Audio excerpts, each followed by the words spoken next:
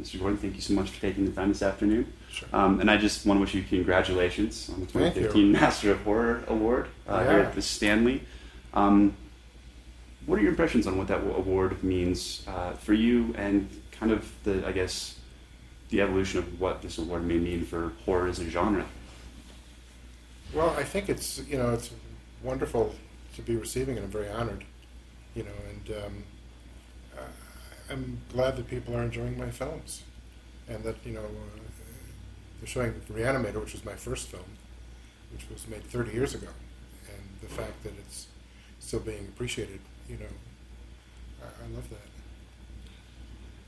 Yeah, as a huge fan, if anything I do 30 years from now is half as good as Re-Animator was. So I know we've been looking at a lot of older interviews with you, and everyone always asks about Lovecraft and what Lovecraft story you're going to do next. Right. Or Poe, Mm-hmm. which I love both gentlemen. Yeah. They're kind of linked together in a way. Yeah, absolutely. Is there another author, either a classic writer in the vein of those two gentlemen, or a contemporary writer that you would be really excited about? Well, I've always wanted to do a Stephen King story. What would be your pick? Well, it's funny. I was just trying to I got in touch with him about this book that he just wrote recently called Mr. Mercedes, which is not a typical Stephen King horror story. It's kind of a crime story, and but I found it. I just loved it, and I thought it would be a great movie. But apparently, they've already got plans to do it as a miniseries. So, but he said, if you've got anything else, if there's anything else of mine that you're interested in, let me know. So, that's a very tempting offer. Yeah, absolutely. And again, something else you've spoken on before is the evolution of video on demand releasing. Uh-huh. And how it takes longer to get films to audiences. Also, the difficulty of genre theatrical releasing.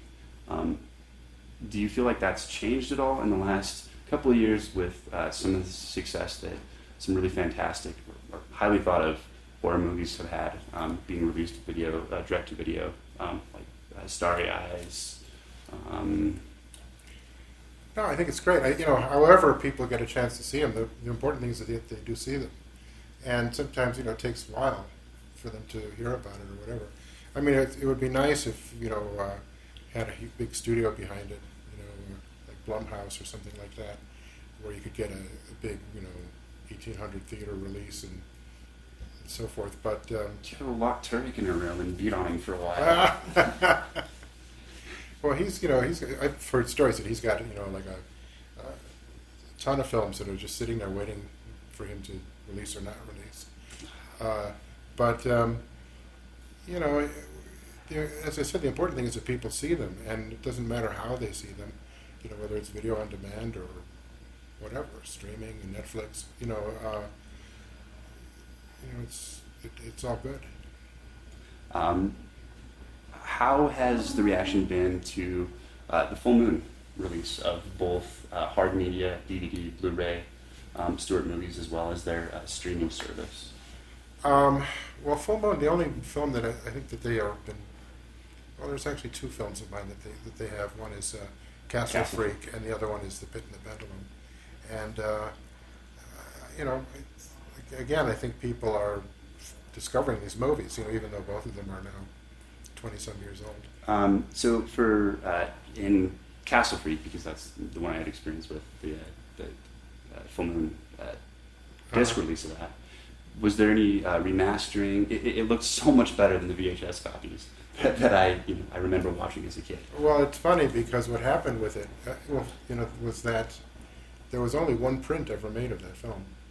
It was shot in 35 millimeter, and the only print was never color corrected. It was really I remember it's been screened a couple of times, and everything looks green. The whole movie, everything is green. Faces are green. It's very weird. But they were able to color correct it enough to put it out on VHS. And I guess with the Blu-ray, they've been able to improve on that. So I'm happy. I thought it looked great. Yeah, the guy who shot it is Volpiani is his name, and he's a terrific DP and did a beautiful job with that movie. It had a great look. So you have a perspective and a gravitas that's pretty singular in the industry. I would be really interested in what your thoughts were on maybe a younger director who's released a thing or two that you're really excited to see where it might go. Well, it's funny. I was just talking to Mick Garris about the fact that there's a lot of women directors now, which I think is new. You know, there have always been a couple, you know, but now it seems like there's like, a ton of great female directors. You know, just saw the Babadook, you know, and you know, she did a great job on that. Have you seen Girl Walks Home yet? I have not. I heard that's really good. But I also saw a movie called Honeymoon that was also a woman director that was really terrific. So that I think is really exciting. Plus, it's interesting to me. It used to be that, you know, horror festivals was sort of a guy thing, and now it's really co-ed. It's like women seem to be really enjoying horror, which is a relatively new thing. My wife is extremely jealous. We brought our 8-month-old, so we're swapping out movies, wow. interviews, and the baby. Oh, cool. But no, it's fantastic to hear you say that, and it's really cool that the more perspective, the more viewpoints we get in horror, I think. It's Absolutely. just incredible. And it's you know, it's such an international thing. You know, countries that you would never expect to do a horror movie are doing them and doing them great. You know, great jobs with them. So that being said, what's maybe an international film that flew under the radar that we should be watching for? Oh wow. Boy. Sorry to put you on the spot. No, I'm trying to think of, you know, I mean, I'm going back to a couple of them that I thought were really anything astonishing. I mean, one of them that totally knocked me out was, it's been a few years now, is a Serbian film, which very strong, you know, piece of work.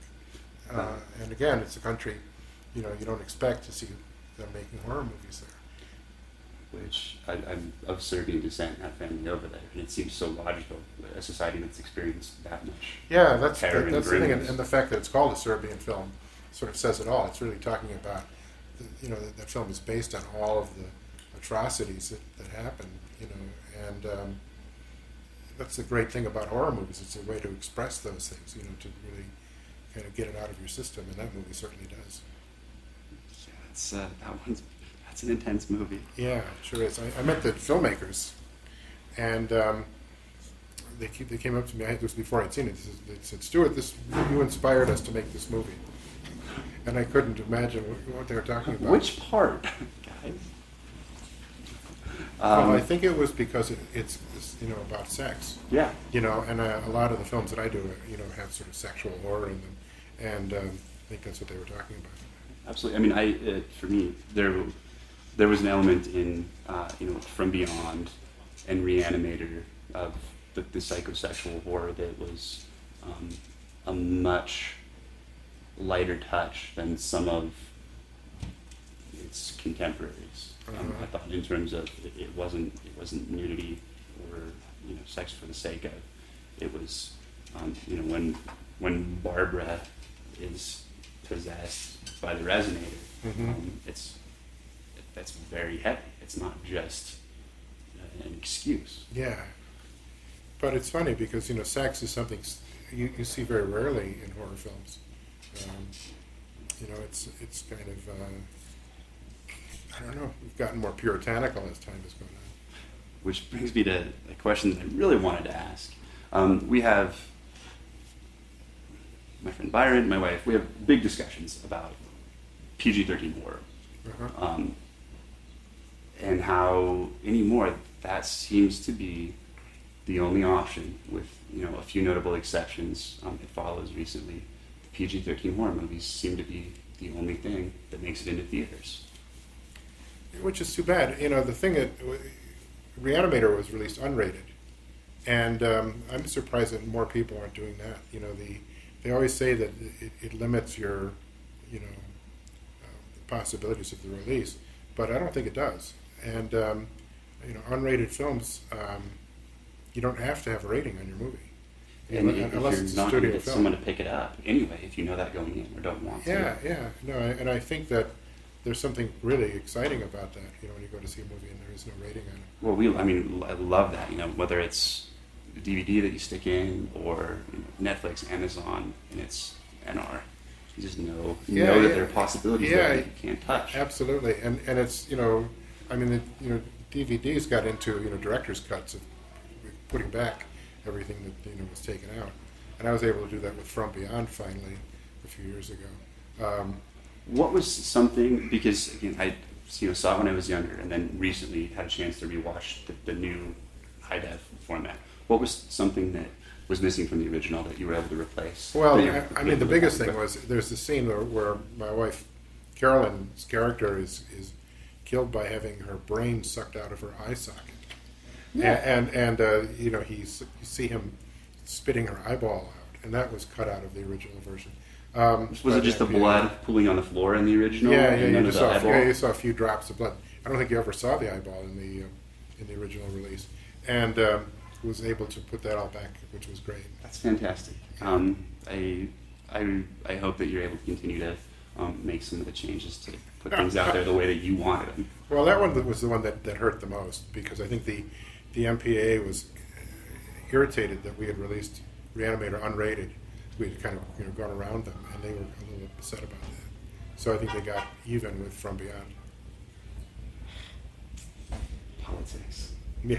Well, I got the 2-minute warning 3 minutes ago. Okay. So really, congratulations on a much deserved award. Thank There you. couldn't be a better man or person to receive it. Well, thanks.